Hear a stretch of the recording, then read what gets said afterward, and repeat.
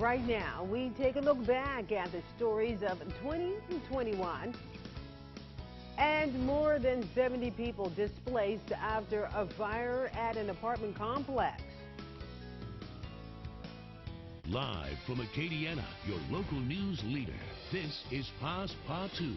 Good morning. Thanks for joining us. I'm Renee Allen. As 2021 goes into the history books, we look back at the stories you cared most about. News 10's Neil Zarang brings us a year-end review.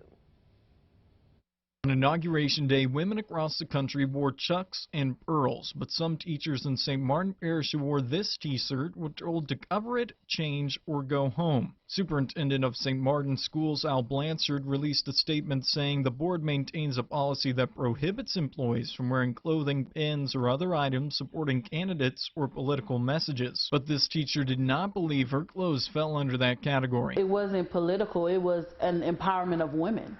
This was a historical moment, if anything, not political. You know, and we teach history. On April 13th, the Seacorp Hour, a lift boat owned by Seacorp Marine, capsized less than 10 miles south of Port Fourchon. 6 men were rescued the day of the incident, 6 died, and 7 are still remaining missing to this date. The National Weather Service said that a wake-low weather pattern resulted in 70 to 80 mile-per-hour winds and very rough seas. Volunteers and families searched the coast for weeks in hopes of finding closure. In August, the Coast Guard public hearing revealed multiple mistakes and oversights that may have worsened the tragedy. Over a dozen lawsuits have been filed by widows, orphans, and families, which continue to ache. So much went wrong. And how do you ride it? All you can do is start one thing and try to change it. It's something that we just need to try to keep in our memory, no matter how hard it is. Some tragedies are caused by accidents, others are intentional, like when a 13-year-old was charged for the brutal murder of a 15-year-old in Lake Charles. It was Melanie Lyons' birthday when 4 12 to 14-year-old girls jumped her and one stabbed her in Walmart, all while live streaming the entire crime online. The 13-year-old showed no remorse in a video shared soon afterward on social media. They didn't have to do that. It was senseless. It was unnecessary. Like, we gotta do better. And in Lafayette, City Judge Michelle O'Dney resigned following weeks of public outcry due to a leaked video taken in her home where the judge can be heard using racial slurs. Politicians, civil rights groups, colleagues, and even the governor called for her resignation, citing how it harmed public confidence and integrity for the judiciary. Some of the defendants she presided over are asking for their cases to be reviewed over racial prejudice concerns. Oh, look, my hair, it don't move. You hear what I'm telling you? It don't move. And a Louisiana woman captured the attention of millions when she posted this video. Her hairdo kept together by Gorilla Glue because she ran out of hairspray. After weeks with no success removing it, a Los Angeles doctor made the difference. Tessica Brown then formed her own hair care line. Gorilla Glue spray. Bad idea. That was just half of the top 10 stories you found on our website this year. You can find the other 5, including Hurricane Ida and the COVID pandemic, on KLFY.com. Neil Zarang, back to you. All right, and just before heading into the new year, a fire damages 24 units at Bayou Oaks apartment homes in Lafayette, putting more than 70 people out of their homes. News 10's Rodrika Taylor spoke with one of many people who was displaced. You can still smell the smoke from the fire here at Bayou Oak apartment homes. The fire displaced 70 people. Irvin Johnson, a student at UL, returns to his apartment to collect his things. He has to relocate to New Orleans with his family until his apartment can be fixed. Lafayette Fire Department spokesman Alden Trahan says the cause of the fire was due to the roofing contractors doing repairs on the apartment using a heat torch. No injuries were reported. The American Red Cross helped with hotel vouchers to get some people into hotels. And some nearby neighbors say they feel sorry for those who do not have family members they can go to. As for Johnson, he remains positive but hope his apartment can be fixed. Hopefully I could, get back into my apartment relatively soon, because school's starting and I kind of need to go finish, The Lafayette Fire Department completed their investigation and people can come back to get any personal items. Here in Lafayette, Frederica Taylor, KLFY News 10. Then people lined the streets of downtown Lafayette yesterday to get a free at-home COVID test from the Lafayette Fire Department. As News 10's Danielle Johnson learned, they had to turn people around, several people, minutes after the distribution started. It was gone in 15 minutes. When residents walked up to the Lafayette Fire Department at 8 a.m. to receive their 2 at-home COVID-19 testing kits, this is what they saw. Signs plastered over the department's garage door saying COVID tests were all out. Elton Trahon spent at least an hour turning people around. Anywhere else in town have them? We had at least 200 people in line, encroaching upon 300 with the cars wrapped around the whole block.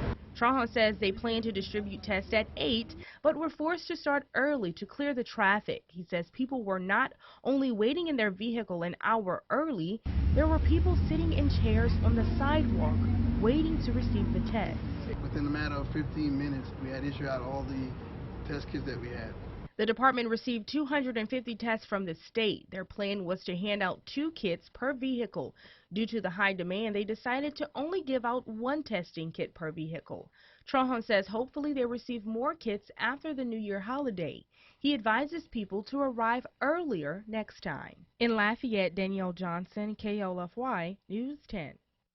And Trevor Sonier over in the Weather Center on this first day of the new year. And what's really nice is that we didn't have any heavy downpours for New Year's Eve going into the new year. You know, on the road, that just worries me. So we didn't have that. It was definitely warm out there for New Year's Eve and humid as well, and those south winds began to pick up through the night. Let's take a look at temperatures right now. You can easily pick out where the cold front is. It's across the lower plains, 9 degrees in Dodge City, 5 degrees in Denver, and we're sitting at a very balmy 75 degrees in Lafayette. So that cold front is now moving southward into the area through the next 24 hours. 75 in Lafayette, 75 in Opelousas, 73 in New Iberia. So satellite radar looping things into motion. Here's our storm system showing up across the lower plains, some rain and storm activity, and even some snow across parts of Kansas and Nebraska. All that activity is working to the south and east. We won't see any snow with this, but we will see storm activity later on tonight. It will be scattered in nature. It won't be widespread.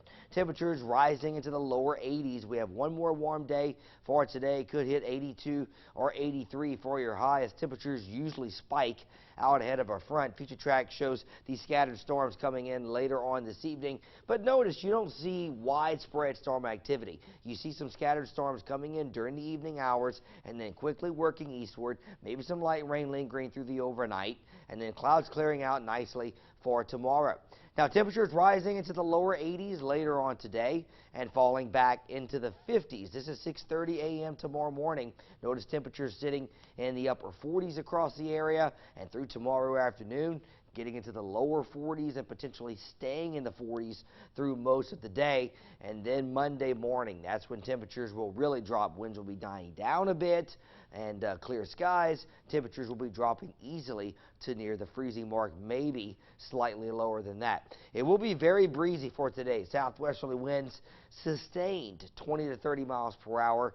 Could see some wind gusts 35 to 40 miles per hour. So a wind advisory has been issued for today and through tomorrow afternoon. On top of the cold air mass, north winds could be in the 20 to 25 mile per hour range as well. Feels like temperatures, when you factor in these winds, could be in the upper 30s tomorrow morning. And then tomorrow afternoon, notice wind chills buried in the 30s throughout the afternoon, and we could be in the lower 20s on the feels like temperature by Monday morning. I wouldn't rule out upper teens in some locations, especially if those winds continue to stay elevated. So 83 your high today, partly sunny, warm and windy, a southwesterly wind 20 to 30 miles per hour. Chance of rain at about 40% later today. 7-day forecast shows only about a 20% chance for a shower tomorrow morning. 58, but that will likely occur very early in the day. Temperatures rapidly falling through the day. Will be somewhere in the 40s throughout the afternoon hours of tomorrow.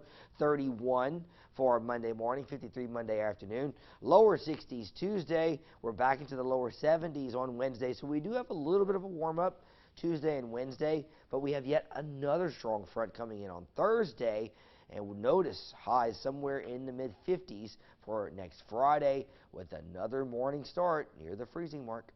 All right, thank you for that, Trevor. Coming up here on